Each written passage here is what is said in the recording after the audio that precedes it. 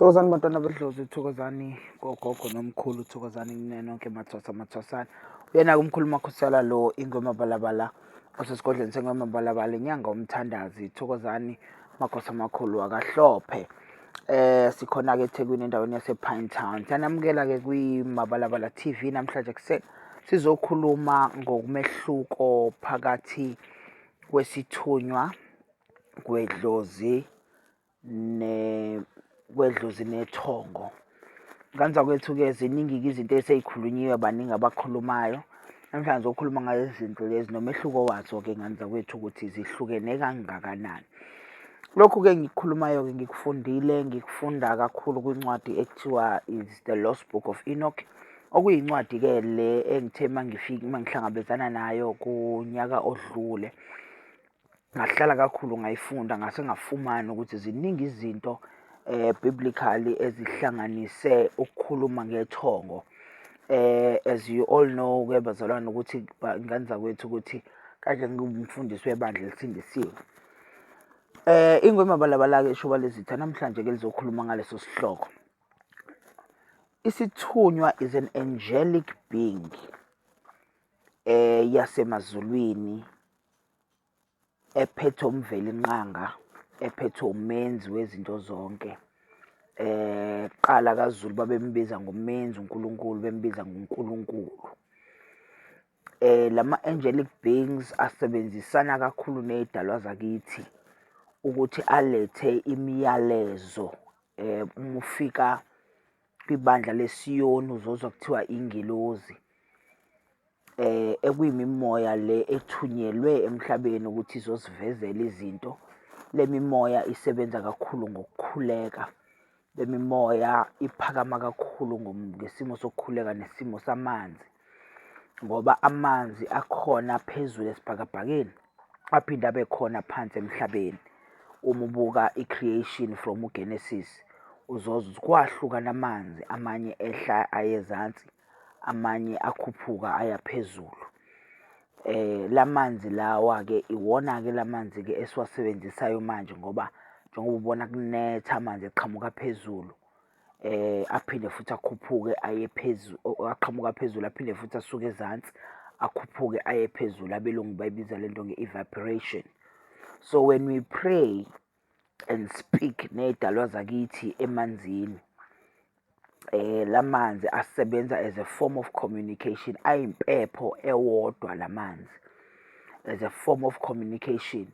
Hence ingakho uzothola ukuthi namaladi sesiwenzela olwandle, siwenzele emfuleni, siwenzele ezibeni, siwenzele empophomeni, ngesimo sokuthi si-connecta idlozi lethu laphezulu nedlozi lethu laphansi. Nganza kwethu-ke indaba yethu ime lapho esimeni sesithunywa. Isithunywa siyahlanjululwa, isithunywa siveza noma sivula lento abanye abayibiza nge-third eye, ukuthi ukwazi ukubona, ukwazi ukupholofida, ukwazi ukubona izinto ezizokwenzeka, ukwazi ukukhuluma nezidalwa zakini, zikwazi nazo futhi ukukucebisa. Isithunywa sembathwa idlozi, ingakho uzozwa kuthiwa ugogo wakho onesithunywa uyavuka phezu kwempilo yakho. Lo gogo mayesevukile ube sekunikeza umsebenzi, mayesethweni uzosebenza ngamanzi, uzosebenza ngamakhandlela, uzosebenza ngezinto ey'thile eziyiziwasho ukuze ukwazi ukwelapha abantu. Isithunywa nganza kwethu singalenzi iphutha, siyathwaswa, siyaphothulwa ngenkomo. Isithunywa uyahlala kugobela, udle iy'nkamba zaso isithunywa, uhlanganise ney'nkamba zey'dalwa, okuwumndiki, okuwumndawu, okuwumnono kanye nesithunywa. Mase kuphakamisa kakhulu-ke lesi sithunywa, usiphothula ngazo iy'mbuzi, usiphakamise ngazo iy'mbuzi, usiphothule ngenkomo ekugcineni.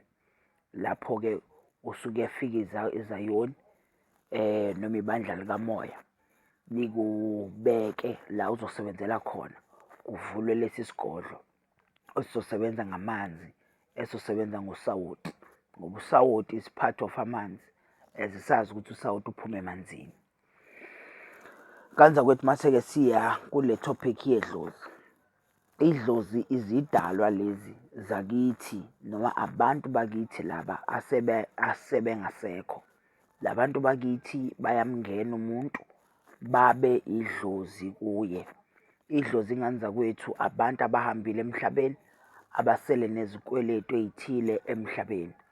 Uma ethi umuntu unabantu abadala akusho ukuthi unedlozi elifuna ukusebenza, kodwa kwesinye isikhathi abantu abadala laba sike sibenzele igobongo nje kuphela ukuze bahlale kuwe mase sibaphothula ngembuzi. Mase-ke kuba khona-ke umuntu ongenwe idlozi.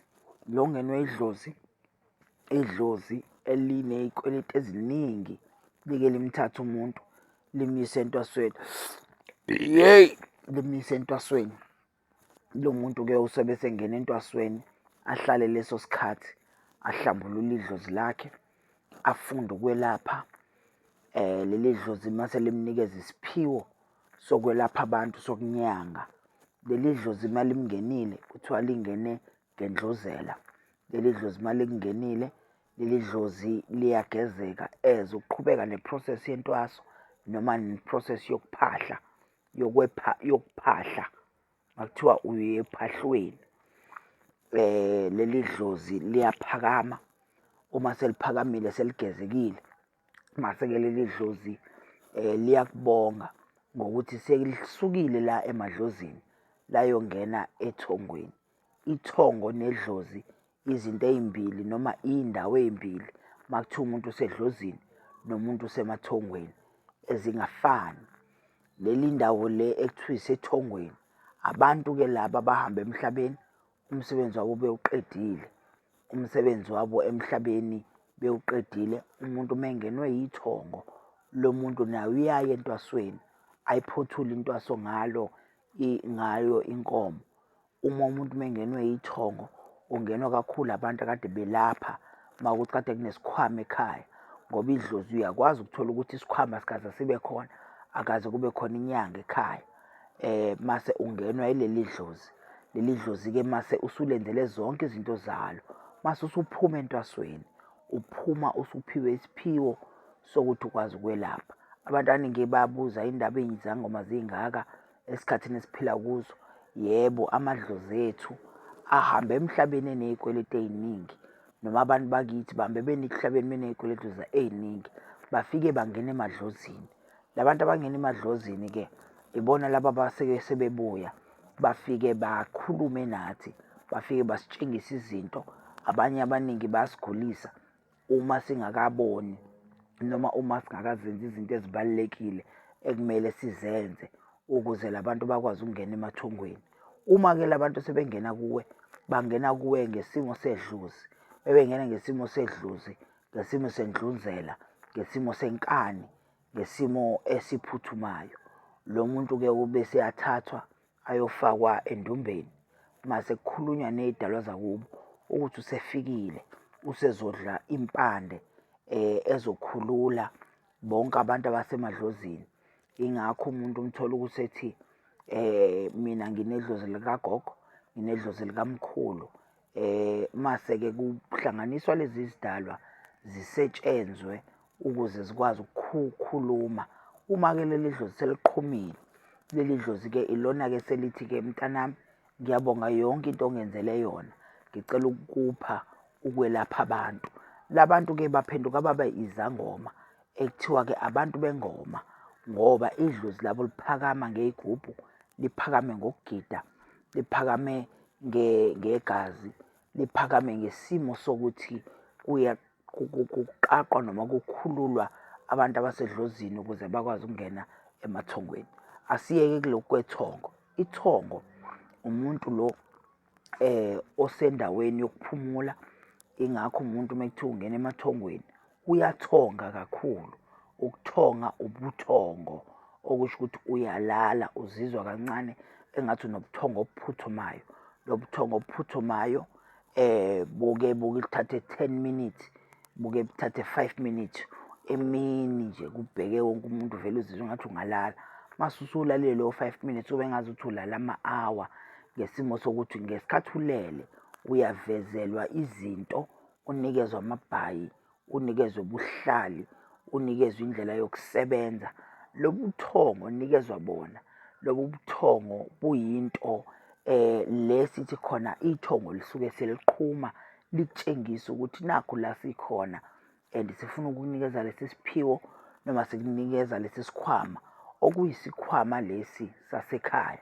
Abanye-ke bake baze bathi nginey'khwama ezimbili, nginey'khwama ey'ntathu. Lesi sikhwama-ke siyahlanjululwa ngoba ngekhathi umuntu esemhlabeni ziningi izinto ay'sebenzisa ukwelapha umuntu. Lesi sikhwama lesi maseke sesihlanjululiwe usuyasiphothula uyasigidela ngenkomo. Uma-ke ususiphothulile wasigidela ngenkomo, usuyaphuma-ke uyosebenza uyonyanga abantu, uyophilisa abantu ngesimo salo leli thongo. Leli thongo-ke likhuluma kakhulu emaphupheni. Leli thongo likhuluma kakhulu mawulele ngoba leli thongo isimo sasekhaya. Uma uthanda ukulandela i-genealogy yasekhaya, uyathola ukuthi kwakukhona inyanga eyayikhona ekhaya okuyiyona lesi kwembethe. Isikhathi esiningi uma uzombathwa ithongo likumbatha usemncane, likumbatha usazalwa, likumbatha esiswini sikamama wakho. La khona mase likumbathile uzokuthiwa mawunjalo mawuhlola kuthiwa wazalwe wembethe, kodwa mawubuza ekhaya kuthiwa hhayi wawungambethe. Cha, wawungambethe ukumbatha lokhu kokumbatha komntwana ozalwe mbethe, kodwa umbethe umoya walo muntu othi emhlabeni ngihambile, kodwa mengingakawuqedi umsebenzi enganginikezwe wona wokwelapha isizwe. Mayeseke lo muntu-ke esengena kuwena ezoqedelela lo msebenzi wakhe. Uma-ke lo muntu esengenela kuwena, into enhle ngayo ukuthi nawe uma usungasekho ubusuya emathongweni ubuye uzombatha omunye. Ile nto abayibiza ngo-reincarnation. Reincarnation yethu ilento yokuthi umuntu ungena kumuntu mase-ke lowo muntu esephila ngokwelapha ngokwenyanga abantu abathile. Abanye bake babe nenhlanhla uthole ukuthi uma esezoshona umuntu okade eyinyanga ekhaya akubize akutshene ukuthi sekuthiwa ngizohamba, lesi sikhwama ngishiya nawe. Njenganami nje umkhulu wami wangibiza wangitshena kanjalo. So-ke nganza kwethu-ke uma-ke lesi sikhwama sesisele kuwe lo muntu engasekho, siyamemeza, siyakhala uma ungasinakanga lesi sikhwama ngoba siphethe izinto zesithakazelo sasekhaya, siphethe izinto zobunyanga bala ekhaya nomcebo wala ekhaya. Lesi sikhwama-ke sibe sokuba yinto esike siyibize ngokuthi ususithwele ngoba uthwele abantu, uthwele umsebenzi, uthwele umcebo wasekhaya. Hhayi lokhu ukuthwala lokhu kokuthwala ngemoya nokuthwala ngezinto ezakhiwe ngabantu, kodwa ukuthwala uthwele idlozi elikwembethe. Kanza kwethu-ke lokhu-ke kubiza ukuthi-ke uhambe uyokuphothula, uhambe uyokusebenza ngendlela ekufanele kusetshenzwe ngayo.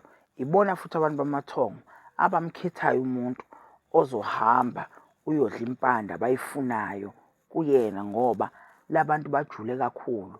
Noma usufika kunyanga noma usufika kumelaphi, uyasho ukuthi umkhulu wakho kade ekhona izolo uthe ngikwenzela u-1 no-2, noma as i-process iqhubeka lo muntu uyafika kwidlozi, uyafika kwinyanga le noma kumelaphi lo azosho ukuthi njengoba kuze umntanami la ngicela ukuthi ungenzele ukuthi uyophothula ngenkomo ewukuthi, uyogqoka amabhayi awukuthi.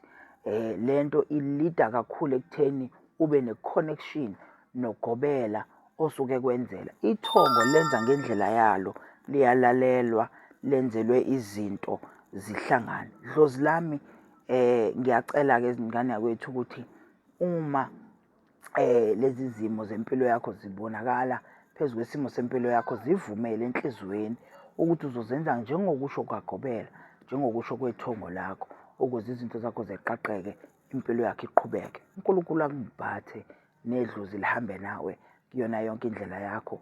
Yena umkhulumakhusela lo, ishoba lezitha. Siyabonga.